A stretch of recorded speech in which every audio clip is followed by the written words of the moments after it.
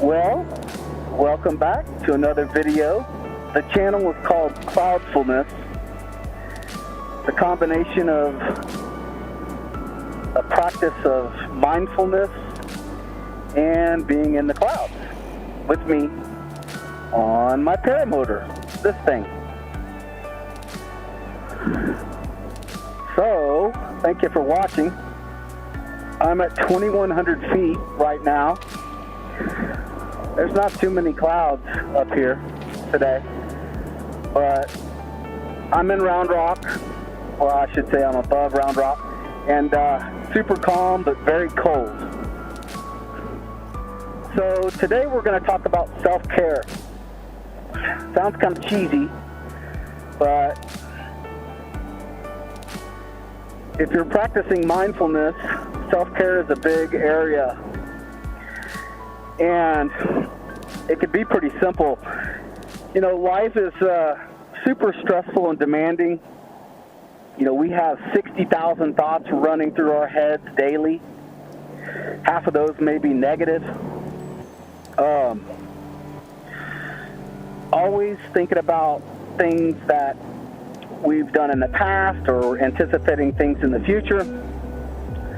So it's important, if we want to reduce the stress and kind of quiet down the mind, quiet down those voices in our head that are so crazy, that we take some time for self-care.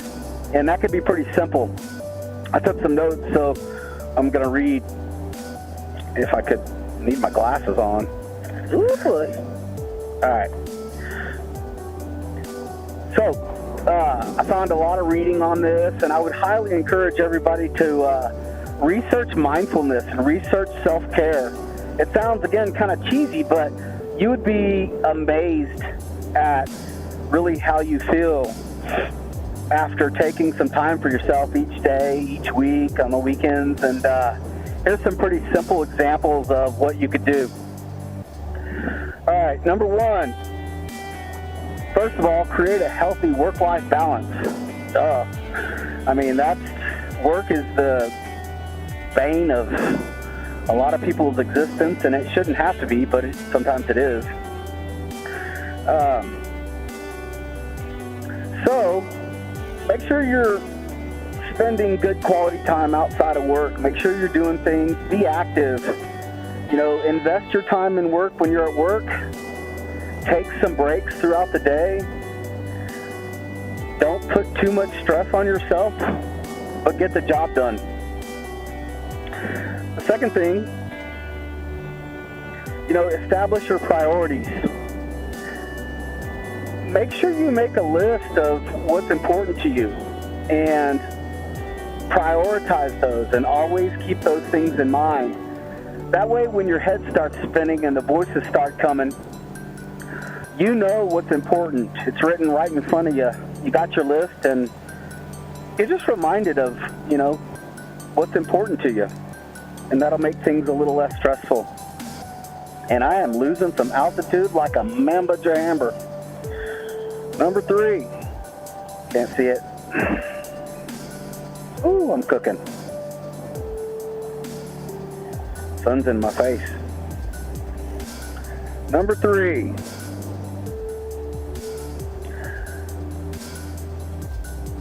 And it includes self-care practices throughout your day. One of the things that I love to do is breathing exercises like we did on that one video a little while back. You can take 5 minutes and breathe deep and focus just on your breath, and that will make a world of difference if you do that 1 or 2 times a day. There are some physiological changes that happen when you breathe and you get still. It kind of recharges you. All right, so I'm getting pretty dang close to the ground, a couple hundred feet anyways. I'm going to climb back up, and we'll resume the lift after that.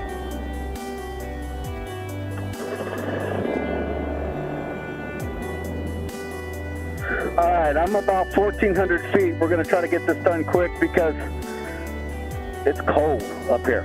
All right, number 4. Make sure to establish a routine that involves physical activity as many times as you can a week. At least 3 or 4 times a week. Make sure you get that heart pumping. Get out, take a walk, jog in place, do some jumping jacks with your kids. You can make it fun, but make sure to get physical activity. That also makes a big difference. Number 5. Okay, number 5, spend some time in nature. Everybody's got a park right around the corner from you, so there's no excuses there. There's a thing called grounding. Some of you might be familiar with that, but it's where you get your bare feet on the ground and, I don't know, something happens between you and the ground, and it helps you relax, keeps you grounded. The next one, number 6, avoid emotional eating. I am so guilty of this. Avoid emotional eating. We tend to eat our go-to food, chocolate, Mexican food for me, whatever. You know, that food comforts you and it helps you reduce stress, but it can be unhealthy, obviously. So try to avoid emotional eating. Oops. Number 7. Limit the time that you spend on social media. I bet if you were to track how much time you looked at Facebook or Instagram on a weekly basis, it'd be pretty amazing. Probably be pretty surprising. But I think the research shows that it's 20 times a day that we look at our Facebook page, and then, of course, there's other stuff, email and everything else that we're looking at. Try to limit it. Number 8, practice meditation. I suck at this, but the times that I have spent meditating, and I'm talking about getting an app on your phone and just chilling out, listening to a guided meditation, so helpful, because you don't have to worry about, oh, what am I doing?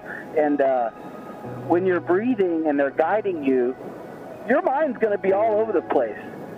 But the person that's guiding you in the meditation, you know, in the beginning when you're just getting started, super helpful, because they'll say, bring it back, and don't judge yourself.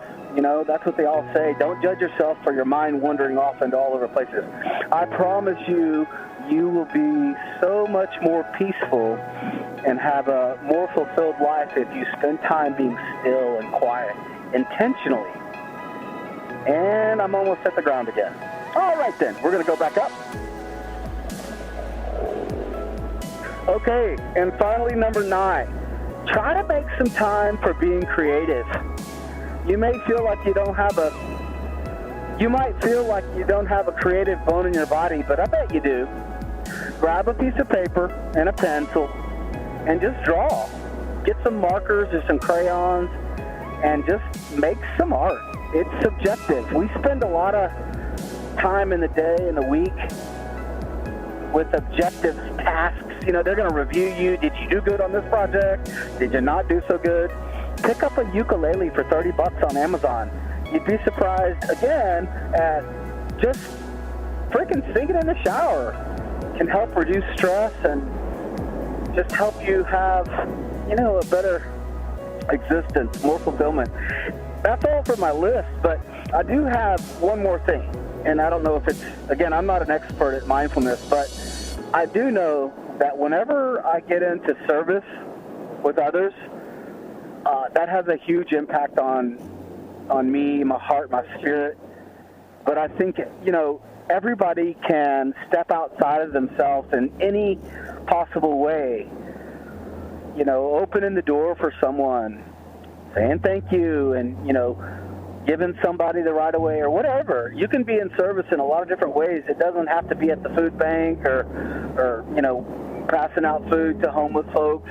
But, you know, cruise around and identify some things that you can do and just do it. Being in service has really helped me get out of my selfish self.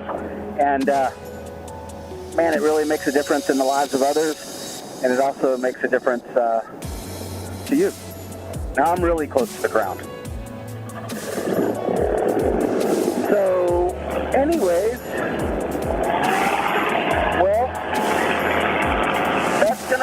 for today's cloudfulness episode. Feel free to stick around and watch the rest of the flight. Have a good day.